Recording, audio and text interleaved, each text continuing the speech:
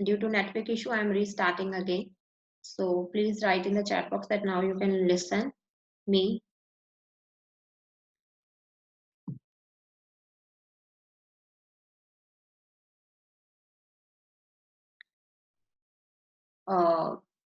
So okay. So I just request you to Niveta that you also tell other person. Maybe she didn't understood that the prior meeting has been ended. So you can inform her accordingly. Okay.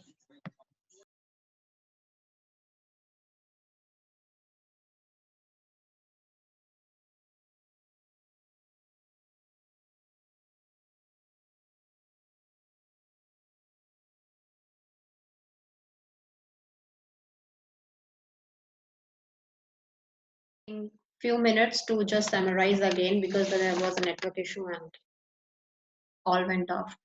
Okay so अभी तक जो हमने कल 5 कुंडली के घर किए थे, आज हम नेक्स्ट मूव करेंगे 6th हाउस पर। तो 6th हाउस जो होता है हमारी कुंडली का, वो ऋण, शत्रु और डिजीजेस को दिखाता है। तो it is not at all a good house. I think you all can see my screen. तो ये can you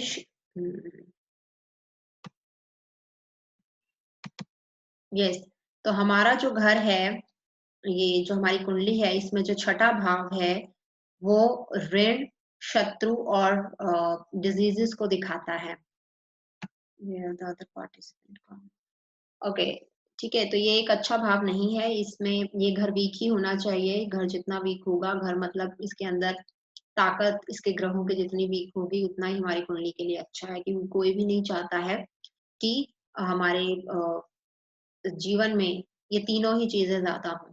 diseases, loans and enemies कोई नहीं चाहता, ना रोग चाहता है। ऋण ऋण आजकल जरूर हमारा जीवन लाइफस्टाइल ऐसा हो गया है कि हर चीज लोन पे मिलती है, तो it is not a concern for us. जैसे कि ये पिछले लाइफ में या पुराने लोगों के लिए ऋण लेना होता था, मतलब कि जिंदगी में वो कहते थे कम खा लो पर ऋण नहीं लेंगे, लोन मत लो। बट आजकल लाइफस्टाइल में हर कुछ ऋण पे ही आता है, लोन पे ही आता है। तो अब ये उतनी चिंता का विषय नहीं है। पर 6th हाउस हमको ये भी बताता है कि उसके अगर अंदर अच्छा घर बैठा है और अगर इसकी ताकत अच्छी है, इसके जो यहाँ पर जो भी लो प्लैनेट बैठा है, उसे पता लगता है कि हम अपने ऋण चुका भी पाएंगे कि नहीं।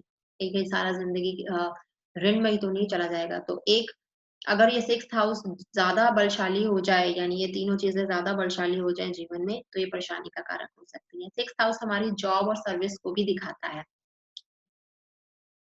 ओके, तो आप जॉब करोगे, आपका जॉब किससे रिलेटेड होगा, 6th हाउस से हम ये जान सकते हैं। 6th हाउस हमारे वर्कर्स को भी, हमारे अंडर स्टाफ को भी दिखाता है। तो अ, ये भी बताएगा कि आपके नीचे आपको मेड जीवन में, यानी आपके अंडर स्टाफ आपको हेल्पर्स मिलेंगे कि नहीं। तो कुछ अच्छी बातें भी हैं और कुछ बुरी चीजें भी हैं इसके अंदर। तो अब हम मूव करेंगे 7वें भाव के ऊपर कुंडली के। तो 7वां भाव जो है हमारे घर का, अ, वो बताता है 7वां घर को हम मार्का स्थान भी कहते हैं, मार्का भाव भी कहते हैं। अपने जीवन का ये 7वां जो कार्मिक फील्ड है, इसको मार्का स्थान कुंडली का कहा जाता है, क्योंकि ये हमारी डेथ को, ये बिल्कुल हमारे, देखिए पहला घर जो है जीवन से रिलेटेड है, तो 7वां घर मृत्यु से रिलेटेड है।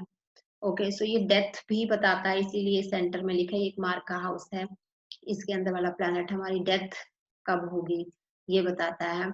दूसरी चीज, ये शादी का भी घर है हमारा। जब भी हम शादी का सिचुएशन ढूंढते हैं, शादी आपकी कब होगी लाइफ में, तो वो भी हमें सब 7वें ही घर से पता लगता है। ओके, उसके अलावा हमारी शादीशुदा जिंदगी में कितनी मैरिटल हैप्पीनेस होगी कि नहीं होगी। ओके, वो भी हम, am I recording it?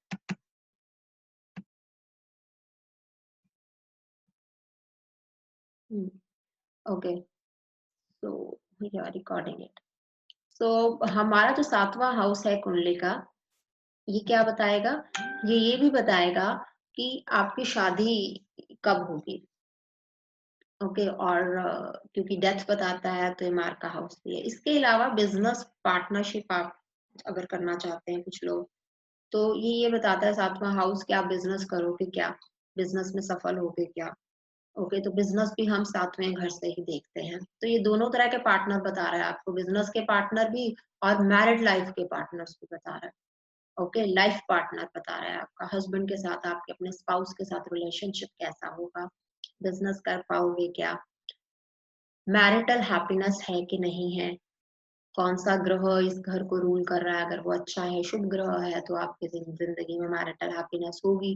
अगर वहाँ पर बैठा ग्रह जो है वो अच्छा नहीं है उस घर के लिए, तो मैरिटल हैप्पीनेस नहीं होगी।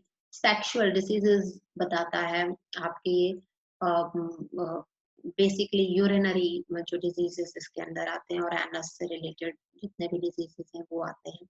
तो 7वाँ हाउस हमारी कुंडली का ये सब कुछ शादी का घर है, आपकी डेथ पथ का बताएगा, बिज़नेस आप कर पाओगे कि नहीं, दोनों तरह के पार्टनर्स हो गए इसमें, आपके स्पाउस भी हो गया और आपका बिज़नेस पार्टनर भी हो गया। ये 7वाँ हाउस हमारा बताता है। अब हम मूव करेंगे 8th हाउस पे। तो कुंडली में जहाँ पर 8वाँ घर है, वो हमें क्या बताता है? ये हमारी आयु का भाव है। आपकी उम्र कितनी होगी? ये हमारे को हमारा 8वाँ घर बताता है। 8वें घर से हम अपनी आयु का अनुमान लगा सकते हैं। शुभ ग्रह इसमें होंगे तो आपकी आयु बढ़ती हुई ये हम कह सकते हैं कि एक अच्छी ज़िंदगी आप जिएँगे। अगर इसमें कोई मैलेफिक प्लैनेट है, यानी बुरा ग्रह बैठा है, तो वो आपकी आयु में बाधक हो जाता है, तो आपकी आयु कम हो सकती है। उसके अलावा लीगेसी, ये जो 8वां भाव है ना, ये लीगेसी भी आपको लीगेसी मिलेगी क्या? अ, जैसे कहते हैं कि आपको पिता से संपत्ति मिलेगी क्या? जायदाद मिलेगी क्या? वो भी हम 8वें हाउस से देखते हैं। 8वां हाउस छठे घर की तरह एक अच्छा हाउस नहीं है, एक अच्छा घर नहीं है। क्यों? क्योंकि यहाँ पर जो भी हमें मिलता है वो कुछ खो के मिलता है। 8वां हाउस से लीगेसी आपको कब मिलती है? जब आपके पिता की मृत्यु हो जाती है। तो ये एक तरह से अच्छी घटना नहीं है। आप अपने पिता को खो देते हैं, तो यानी आपको कुछ खोने के बाद ही कुछ मिलता है। तो वो हमें 8वें भाव से पता चलता है। और आपकी मृत्यु अगर होगी तो जो भी उसके अंदर ग्रह बैठा है उससे रिलेटेड चीज़ों से होती है। तो ये कॉज़ ऑफ डेथ बताता है कि आपकी मृत्यु किस चीज़ से हो सकती है। इसमें बैठे हुए ग्रह उनकी नेचर के हिसाब से हम देखते हैं। उसके अलावा क्योंकि हम डेथ देखते हैं इससे, तो डेथ से रिलेटेड ही अगर हम प्रोफ़ेशन का अगर कोई प्लैनेट इसमें बैठा है तो वो हमारा प्रोफ़ेशन बताता है कि हमारा इंश्योरेंस जैसे चीज़ों में हमारा सर्विस हो सकता है, क्योंकि insurance deals with death. Okay, तो प्रोफ़ेशन के साथ अगर आपके प्रोफ़ेशन यानी काम वाले घर के साथ 8वें घर का संबंध है, तो हो सकता है कि आप इंश्योरेंस में डील करते हो। उसके अलावा भी आप 8वें घर को एक तरह से एक गुप्त चीज़ों को भी बताता है। तो आपकी ओकल्ट में कितनी चाह होगी, नॉलेज होगी कि नहीं, यानी एक एक तरह से अगर हम एजुकेशन में देखें कि 8वाँ घर हमें क्या-क्या बता सकता है, तो कोई भी ऐसी जैसे रिसर्च वाले सब्जेक्ट्स, यानी जिनके बारे में नॉर्मली हर कोई जागरूक नहीं होता और आपको कुछ खोज के उसके बारे में ज्ञान निकालना है, जैसे कि ज्योतिषी ज्ञान भी जो है ये भी एक रिसर्च बेस्ड सब्जेक्ट है। इसके अलावा साइंस के जितने भी हम रिसर्चेस देखते हैं, तो जितने भी साइंटिस्ट हैं उनका 8th हाउस स्ट्रॉन्ग होता है, तभी वो इस इतनी अच्छी खोजें कर पाते हैं। तो कोई भी गुप्त चीज़, ऐसे ही रोगों के बारे में कहें तो गुप्त रोगों का पता लगता है या 8th हाउस गुप्त रोग बताता है। तो और खनिज पदार्थ भी हमें नीचे खुदाई से ही मिलते हैं, तो कुछ खोदना पड़ता है जिसके लिए कुछ हमें रिसर्च करनी पड़े, कुछ खोदना पड़े, कुछ आपको उसके अंदर जाके कुछ चीज़ ढूँढनी हो, तो ऐसी सब चीज़ों का है ये 8वाँ हाउस, एक तरह से आप कह सकते हो। ज़मीन से नीचे की चीज़ें, तो खनिज पदार्थ जो माइंस में सर्विस करते हैं, माइंस की सर्विस, इंजीनियरिंग, खनिज पदार्थों की, तो ये 8वाँ हाउस हमें ये सब कुछ बताता है। तो देखिए कितना कुछ छिपा है 8वें हाउस के अंदर। हम इसे अच्छा घर नहीं मानते हैं, क्योंकि इसमें जो भी चीज़ें होती हैं बड़ी सडन होती हैं, अचानक होंगी और कुछ ले जाएँगी जीवन में आपसे और फिर कुछ देके जाएँगी। इसमें हमेशा कभी भी आपको आराम से नहीं मिलता है कुछ भी। इसके अंदर अब फ़ायदे होते हैं, लीगसी या पैसा मिला, पिता की संपत्ति मिली है, ये एक अच्छी बात है कि आप संपत्तिवान हो चुके हैं, बट आपने एक रिश्ता खो दिया है, अपने पिता को ही खो दिया है। तो वो दुःख भी साथ में है, तो दुःख होकर ही कुछ मिलता है। इंश्योरेंस आपको कब मिलता है? जब आपकी गाड़ी टूट जाती है या आपके घर में किसी की डेथ हो जाती है लाइफ इंश्योरेंस में, तो वो तो कुछ खो रहे हैं और फिर कुछ पा रहे हैं। तो ये 8th हाउस जो है, इसलिए हम अच्छा भी नहीं मानते हैं इसको। इससे आगे हम मूव करेंगे थ्रू द 9th हाउस। सो जो 8th हाउस था, वो हमारा एक तरह से अच्छा हाउस नहीं है, ये मैंने आपको बताया। ना ही छठा घर अच्छा था, ना ही 8वां घर अच्छा था। तो अभी मैं आपको जब सारे घर बताऊँगी, तो उसमें आपको मैं अच्छे और बुरे घर कौन से होते हैं, एक बार दोबारा विवरण दूँगी उनका। उसके अलावा आता है हमारा 9th हाउस कुंडली में। अगर हम एक कुंडली का चित्र फिर से याद करें कि हमारा कुंडली का चित्र क्या था, क्योंकि मैं ये समझ रही हूँ कि अभी आपको कुंडली की इतनी प्रैक्टिस नहीं है। जी हाँ, उन बच्चों के लिए मैं उन स्टूडेंट्स के लिए बता रही हूँ जिन्होंने अभी तक बिल्कुल बेसिक से जो स्टार्ट कर रहे हैं, तो उनको इतना नॉलेज नहीं है। तो हम देखेंगे चार्ट में, ये देखिए, ये आपका कुंडली का चित्र आ गया। तो नोवा हाउस फिर अलग यहाँ दिख रहा है। तो ये जो नोवा हाउस है, 8वां हाउस ये था नीचे। तो देखिए नीचे वाले दोनों घर अच्छे नहीं है। ये 6th हाउस भी अच्छा नहीं है, ये रोग ऋण शत्रु बता रहा है। ये 8वां जो है कुछ दे के जाएगा, पर कोई कुछ ना कुछ ले जाएगा आपका जिंदगी का और फिर देगा आपको। और ये नोवा हाउस जो है, फिर आप नीचे से फिर ऊपर की तरफ जा रहे हैं, तो ये कुछ फायदा देके 9th हाउस जो है हमारा भाग्य स्थान है। तो जिन जिंदगी या जिसका 9th हाउस बहुत अच्छा होता है, तो वो ही लकी, ये लक है हमारा। यहाँ भाग्य है, क्योंकि यहाँ पर हमें पूर्व जन्मों का खल फल मिलता है, और जो भी कर्म हम करते हैं 9th हाउस से, वो कैरिड फॉरवर्ड होते हैं नेक्स्ट लाइफ में। तो ये 9th हाउस जो है हमारे वो कर्म बताता है कि जो अगले, जिनका बेनिफिट हमें अगले जन्मों में भी मिलेगा। 9th हाउस जो है पिता का भी घर है, तो आपकी लाइफ में पिता का सुख है कि नहीं है, ये भी 9th हाउस हमें बताता है। नौवां घर तो जिनका स्ट्रांग होता है, उनको पैटर्नल हैप्पीनेस यानी पिता से सुख अच्छा मिलता है। अगर 9th हाउस में अच्छा घर नहीं है, तो आपको वही जिंदगी में पिता के साथ या तो रिलेशनशिप अच्छे नहीं होते हैं, या आप पिता का सुख ले नहीं पाते हैं। हो सकता है पिता दूर रहते हैं और आप दूर रहते हैं, जो भी है, किस तरह ना किसी तरह की मानसिक और कई बार रिश्ते ठीक होते हैं, बट पिता की जॉब ही कहीं बाहर रहती है, तो वो आपसे मिल नहीं सकते। इस तरह की स्थितियाँ पैदा करता है। तो पिता का भाव है ये, आपके भाग्य का स्थान है। नौवां घर अच्छा होना ज़िंदगी में बहुत ही आसान ज़िंदगी कर देता है, क्योंकि पिता का घर भी है और भाग्य का भी घर है। यहाँ से हम लॉन्ग ट्रैवल्स भी देखते हैं। अ, आपको फॉरेन ट्रैवल्स आपकी लाइफ में है कि नहीं। 7वां घर भी ट्रैवल्स बताता है, क्योंकि देखिए पहला ये आप हो और 7वां बिल्कुल ऑपोजिट है, तो यहाँ आपका देश और ये आपका देश का बाहर। तो 7वां घर आपके फॉरेन ट्रैवल्स भी बताता है।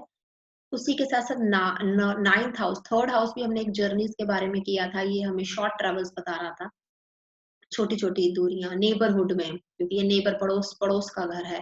तो जो पास-पास के हैं, अगर आप हरियाणा में हैं तो अम्बाला जा रहे हैं, करनाल जा रहे हैं, पानीपत, तो ये पास-पास की दूरी बताएगा, पास-पास के ज़्यादा दूर नहीं है। 7वां बिल्कुल ये फॉरेन कंट्री को रिप्रेज़ेंट कर सकता है। और ये 9th में लॉन्ग जर्नीज़, अगर 9th हाउस में बहुत ही शुभ ग्रह बैठे हैं, तो हो सकता है आप ज़िंदगी भर खूब घूमोगे, ठीक है? और 9th हाउस हमारा स्पिरिचुअलिटी, स्पिरिचुअल हाउस भी है। तो अ 9th हाउस हमें स्पिरिचुअलिटी, हमारी आपकी की ज़िंदगी में आपका धर्म के प्रति आस्था क्या होगी? अगर यहाँ पर कोई ऐसा ग्रह बैठा है जो कि धर्म के लिए ठीक नहीं है, कोई मैलेफिक प्लैनेट बुरा ग्रह बैठा है, तो हो सकता है कि आप धर्म, जैसे हम कहते हैं, नास्तिक हो गए। तो लोग जो है उनके धर्म को मानने का तरीका बहुत प्रैक्टिकल हो जाता है। वो लोग इतने अ, धार्मिक नहीं होते, बट यहाँ बहुत ही शुभ ग्रह हैं, तो हो सकता है कि आप बहुत अच्छे ओरेटर हैं, कोई धार्मिक जगह आप धार्मिक विचारों वाले हैं और बहुत ही अपनी ज़िंदगी को धर्म के अनुसार जीने वाले हैं। तो नौवां घर स्ट्रॉन्ग होना बहुत ही ज़रूरी है। ये ट्राइनल हाउस भी कहलाता है। हमारे कुंडली में 3 ट्राइनल हाउसेज़ हैं। पहला घर, 5वां और 9वां। 1st, 5th and 9th। देखिए, पहला जितना घर अच्छा होगा, स्ट्रॉन्ग होगा, ये बहुत अच्छा है, क्योंकि आपकी बॉडी, आपका माइंड बहुत स्ट्रॉन्ग है। तो आप लगन तो सबका बहुत ही मजबूत होना सबसे बड़ी कुंडली की एक बेसिक नेसेसिटी है। अगर वो है, तो ये आपका बहुत अच्छा पॉइंट है। उसके बाद 5th हाउस अगर बहुत अच्छा है, क्योंकि पूर्व जन्म इसका मतलब है पूर्व जन्म से आप अच्छे कर्म करके आए हैं, तो 5वां घर भी बहुत अच्छा होना चाहिए। और उसके अलावा 9वां घर आपका, क्योंकि ये वाले कर्म आपकी अगली लाइफ में भी जाने हैं। 9th घर, और क्योंकि ये लक का स्थान भी है, पिता का स्थान है, तो ये भी जितना अच्छा होगा, रिलीजियस है, अच्छी चीजें सारी 9th के अंदर है। 9th में लॉन्ग जर्नी, आप कहते हैं ना कि बाद में आप 4 धामों की यात्रा करेंगे कि नहीं करेंगे। अगर 9th हाउस बहुत अच्छा स्ट्रॉन्ग है तो जरूर आपको ये सब सुख मिलेंगे। तो 9th हाउस भाग्य है, उतना ही अच्छा भाग्य होगा। ठीक है, तो हर इंसान का भाग्य के लिए 9th, तो 1st, 5th और 9th बहुत स्ट्रॉन्ग होने चाहिए आपकी कुंडली के अंदर। हर के नहीं होते हैं, बट फिर भी इन तीनों में से कोई भी एक हाउस स्ट्रॉन्ग है तो अच्छी चीज है, ये आपकी जिंदगी में मुश्किलें आसान करने के लिए अच्छा है। 10वां घर की तरफ हम मूव करेंगे। 10th हाउस कुंडली में क्या होता है?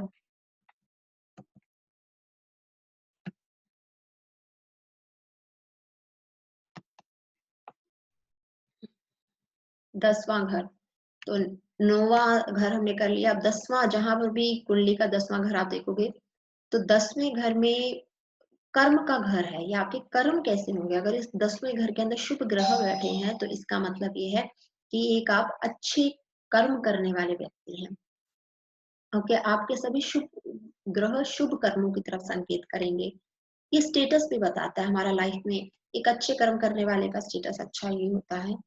तो 9वां घर पिता का घर है, और 10वें को भी हम पिता से रिलेट करते हैं। 9वें और 10वें को दोनों हम पिता से रिलेट करते हैं। दोनों घर को पिता का भी आता है इसमें। वो क्या डिफरेंस है वो हम आगे आपको बताएंगे। डीड्स आपके कर्म, मैंने बताया कर्मों का स्थान है।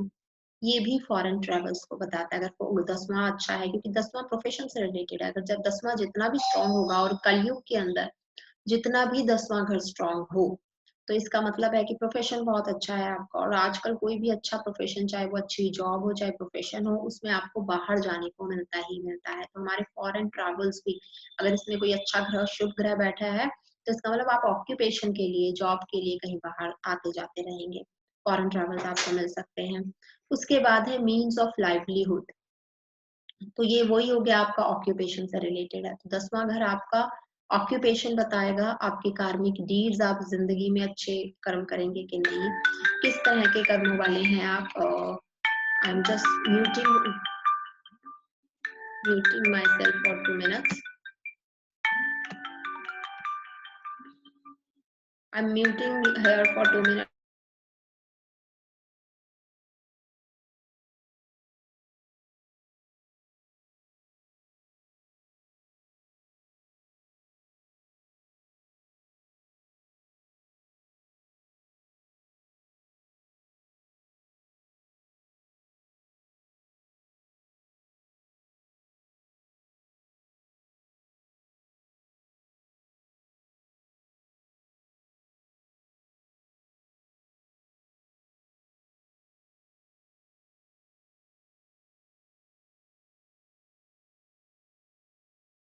हाँ जी, तो हम आगे करेंगे चर्चा।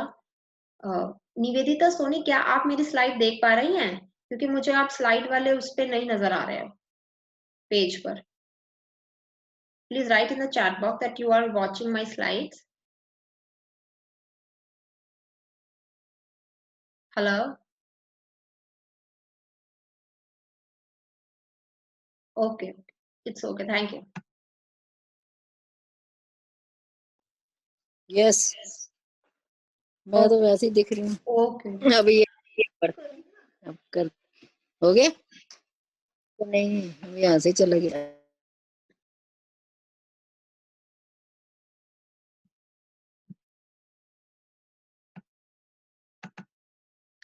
ओके, सो हम 10th हाउस की चर्चा कर रहे थे। हमने 10th हाउस ऑक्यूपेशन दिखाएगा, आप जिंदगी के आपके कर्म दिखाएगा, आप कितने कार्मिक हैं और कितना कर्म है करने को। कईयों की कुंडली में 10वां घर बिल्कुल खाली होता है, तो खाली होना तो नहीं इतना नुकसानदायक, बट उसका जो लॉर्ड है कुंडली का, जिसको घर दिए, जिस राशि का ये घर है, उसका लॉर्ड कहाँ बैठा है, अगर वो स्ट्रांग है वो उसका लॉर्ड, तो भी आपकी जिंदगी में, मतलब आपको ऑक्यूपेशन में अच्छा, आपकी सर्विस के लिए अच्छा है, आपके जीवन में कर्म आप कर पाएंगे, और मतलब कर्म करना की स्वतंत्रता एक तरह से आपको कर सकते हैं। कई बार हमारी ज़िंदगी में हम अच्छे कर्म भी तभी कर पाते हैं, अगर हमारा 10th हाउस स्ट्रॉन्ग है, मतलब हमें आज़ादी मिलती है कर्मों करने का। अदरवाइज़ आपकी लाइफ़ में इसका मतलब है पीपल आर कंट्रोलिंग यू।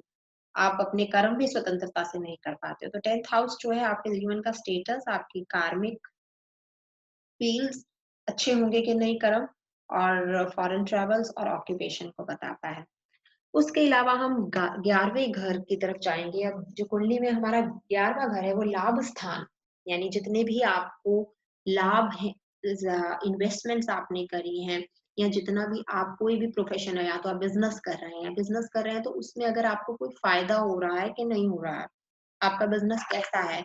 कई बार हम बिज़नेस करते हैं तो कहते हैं कि भई बस चल रहा है जी, बस जितना कमा रहे हैं उतना ही खा रहे हैं। बट अगर ये 11वां घर आपकी कुंडली का स्ट्रॉन्ग है तो इसका मतलब है आप जितना एफर्ट पुट कर रहे हैं, आप उसमें जितना मेहनत कर रहे हैं, आपको लाभ भी मिल रहा है। तो हम 11वें घर से देखते हैं, 11वां घर अगर शुभ ग्रह से है तो इसका मतलब पैसे के, क्या लिक्विड कैश आपके पास होगा। यानी आपके पास रुपया, नकदी रुपया जो होगा वो ज़्यादा होगा। और ये हमारी इच्छाओं का भी भाव है। अगर ये 11वें हाउस में शुभ ग्रह है तो हमारी अच्छी इच्छाएँ हैं और हम इच्छाओं को पूरा भी कर पा रहे हैं ज़िंदगी में। अगर इसमें मैलेफिक है, अगर राहु 11वें भाव में बैठा है तो वो आपको बहुत ज़्यादा डिज़ायरस बना देता है। मतलब आपको इच्छाएँ काफ़ी हैं। अब देखना पड़ता है कि 10वां भाव आपका कर्म वाला हाउस अच्छा है कि नहीं है, तभी आप 11वें हाउस को भी फलीभूत होते हुए पा पाओगे। 10th house is you are strong, only then you can take benefit of the 11th house. अगर 11th हाउस सिर्फ स्ट्रांग है तो ये कई चीजें दिखाता है। ये दिखाता है या तो आप बहुत ड्रीमी हैं, आपके ड्रीम्स तो बहुत हैं, पर क्योंकि 10वां हाउस इतना स्ट्रांग नहीं है तो आपको कर्मों की स्वतंत्रता नहीं है, इस कारण आप वो कर्म में नहीं ला पा रहे हो। पर ये 11वां भाव जो है अगर स्ट्रांग है, क्योंकि ये एल्डर सिबलिंग्स बताता है, तो इसका मतलब जो ये लाभ होंगे वो आपको आपके बड़े भाई बहनों के थ्रू ज्यादा मिलेंगे।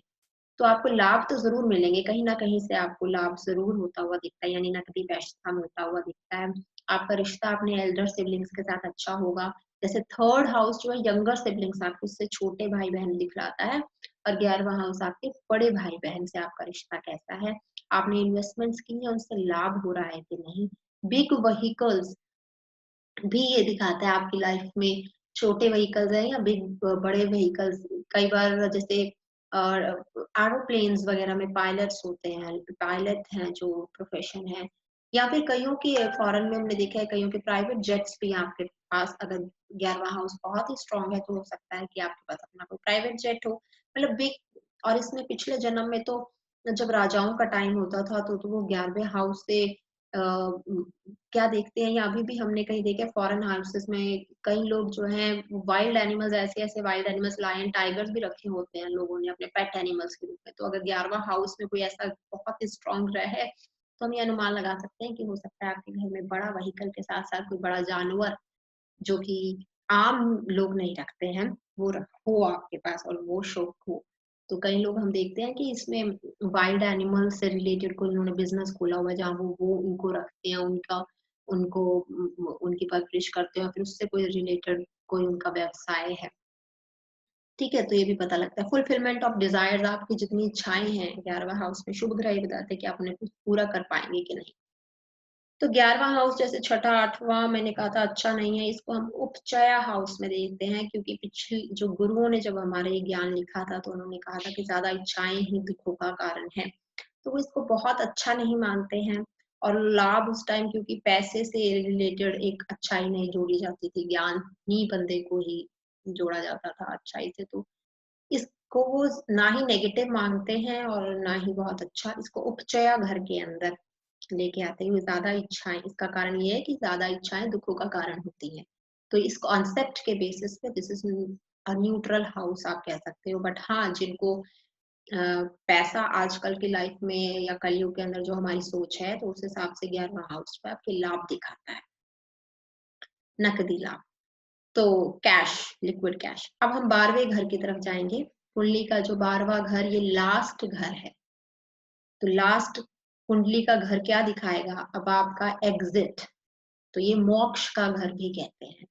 अगर 12th हाउस में शुभ ग्रह है तो पता चलता है कि ये तो नहीं होगा कि 12th हाउस में शुभ ग्रह है तो आपको इसी जन्म में मोक्ष मिल जाएगा। बट हाँ, आप मोक्ष वाली लाइफ के अंदर आपने एक नया स्टेप आपकी डेथ के बाद होगा, क्योंकि मोक्ष लेने के लिए बुद्धा को भी 500 जन्म लगे थे, अगर हम उनकी एस्ट्रोलॉजी ज्योतिष ज्ञान के हिसाब से उनकी कुंडली का विवेचन करें तो 500-600 जन्मों से पहले आपको मोक्ष नहीं मिलता है, क्योंकि मोक्ष के लिए बहुत से आपको बिल्कुल बहुत साफ होना पड़ता है धर्म कर्म से, और इतना करने के लिए कि आप इतनी जल्दी नहीं उस तरफ जा सकते। तो ये है कि 12th हाउस में शुभ ग्रह होंगे तो आप ज़रूर स्पिरिचुअली आपकी प्रगति हो रही है, ये दर्शाता है कि आप स्पिरिचुअल लाइन के ऊपर डेथ के बाद भी नेक्स्ट स्टेप पे हैं। और ये हमारा एग्जिट दिखाता है हॉस्पिटल्स, हम 12th हाउस से देखते हैं। तो बीमारी के बाद अगर 12th हाउस में कोई ऐसा ग्रह है तो हो सकता है कि आपका हॉस्पिटल्स में बीमारी जब आती है तो हॉस्पिटल में बेड रिडन हो सकते हैं। 12th हाउस आपके एक्सपेंसेस दिखाता है, व्यय का हाउस है। और तो ये आपके एक्सपेंसेस दिखाएगा कि आपके कैसे व्यय होंगे, और ये बेड प्लेजर्स भी ये दिखाता है, तो जो कि मैरिटल लाइफ के लिए बहुत ही ज़रूरी है। तो कितने बार हमने देखा है कि अगर डिवोर्स वाले केसेस जितने भी होते हैं तो उनका कहीं न कहीं 12वाँ हाउस में भी कोई न कोई कमी होती है, कोई ग्रह पापी ग्रह ऐसा होता है, जिसके कारण जो विवाह का सुख जो है वो पूरा वो भोग नहीं पाते हैं, और ये डिवोर्स का मेजर रीज़न बनता है। तो 12th हाउस भी एक तरह से इसमें शुभ ग्रह होना आपकी मैरिटल हैप्पीनेस का एक बेस है कि ये आपका क्योंकि बेड प्लेजर से जुड़ा हुआ ये हाउस है, तो ये एक मैरिटल लाइफ के लिए ज़रूरी है, तो ये उसके हिसाब से ये अच्छा है, मोक्ष के हिसाब से ये अच्छा है, बट क्योंकि इसमें एक्सपेंसेस हैं, रोग हैं, इसमें रोग जो आते हैं वो पूरे काफ़ी सीवियर रोग आते हैं, जिससे आपको हॉस्पिटल में काफ़ी टाइम तक एडमिट रहना पड़े, आपकी जो सीवियर डिजीज़ेज़ हैं उससे भी रिलेटेड है, तो इसलिए ये अच्छा घर ये भी अच्छे घरों में नहीं आता है। डेथ ज़रूर एक अटल सत्य है, बट 12th घर डेथ एक उम्र के बाद, अच्छी उम्र के बाद ही आप भोगे तो ही अच्छा लगता है। अगर आपकी सडन डेथ हो तो आपका परिवार कभी इसे खुश नहीं मानेगा, अच्छा नहीं मानेगा। तो 12th हाउस भी एक अच्छे घर में नहीं आता है। हमारी कुंडली के 3 घर बहुत जो अच्छे घरों में नहीं आते हैं, वो है छठा घर, रोग, दुश्मन और ऋण से जुड़ा हुआ है, और 8वाँ घर क्योंकि आपको चाहे लीगेसी मिलती है, आयु का बताता है, बट उसमें पापी ग्रह जो है आपकी आयु कम करते हैं, और इसमें कुछ खोकर ही हमें फ़ायदा होता है, इसलिए 8वाँ घर भी बुरे घर में आता है। और 12वाँ हाउस मैंने बताया इसमें सीवियर आपकी जो डिज़ीज़ेज़ हैं वो आती हैं, काफ़ी कैंसर या बड़े-बड़े रोग आते हैं जिससे आपकी डेथ हो सकती है। तो इसलिए उस हिसाब से ये अच्छा नहीं है डेथ को, और ये हमारे एक्सपेंसेस बढ़ाता है। अगर 12th हाउस में कुछ ऐसे ग्रह हैं जो हमारे एक्सपेंसेस को बढ़ा रहे हैं, तो फिर आपके खर्चे बहुत होंगे ज़िंदगी में। ठीक है ना? तो ये भी बताता है। तो इसका अच्छा सिर्फ यही है कि ये मोक्ष स्पिरिचुअल लाइन की तरफ आपको इशारा करता है, और 12th हाउस हमारी स्लीप नींद उसमें शुभ ग्रह हो तो नींद अच्छी आती है, नहीं तो अगर 12th हाउस में अगर कोई अच्छा ग्रह नहीं है तो लोग को इंसोम्निया जिसे कहते हैं नींद की प्रॉब्लम हो जाती है। नींद नहीं आती कहते हैं ना कई लोग हमें नींद की बड़ी प्रॉब्लम है, तो इसका मतलब 12th हाउस डिस्टर्ब्ड है उनका।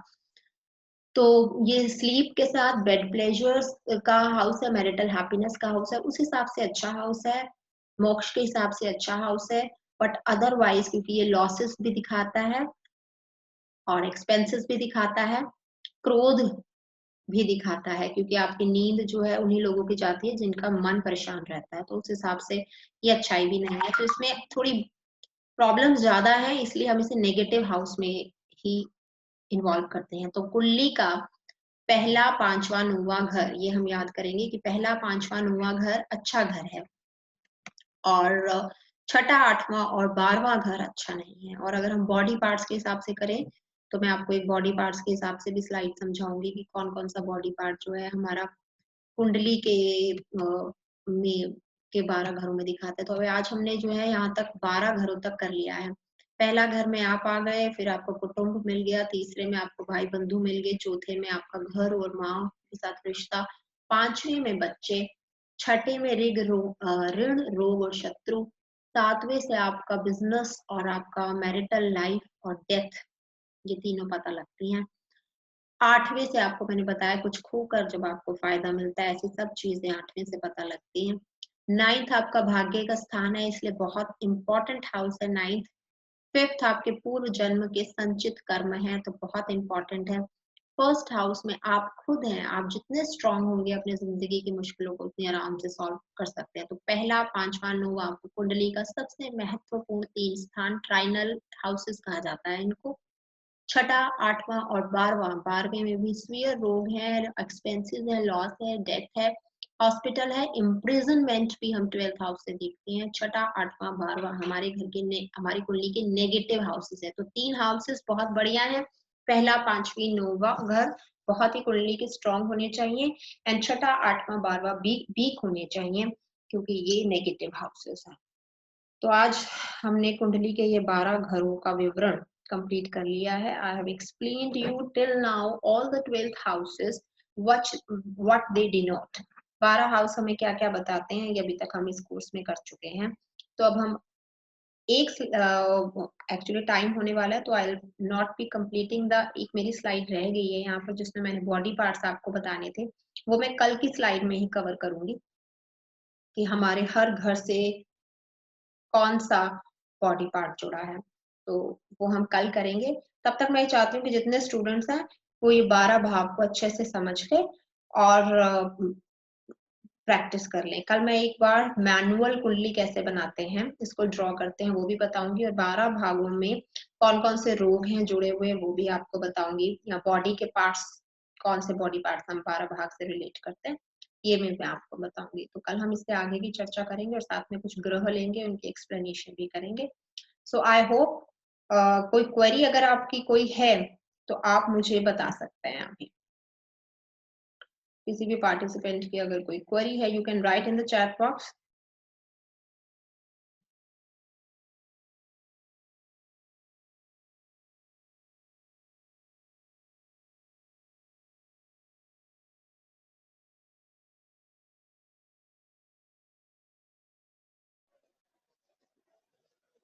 खत्म हो गई।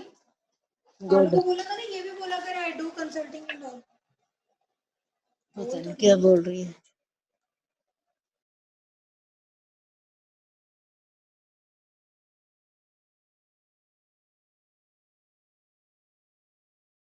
अच्छा, I guess Pallavi Soni, you are on mute.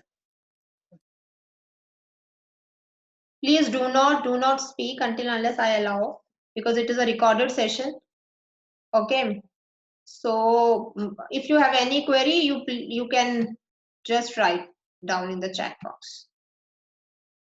Okay, and you can show me a thumbs up if so that you can please allow me to wrap up the session.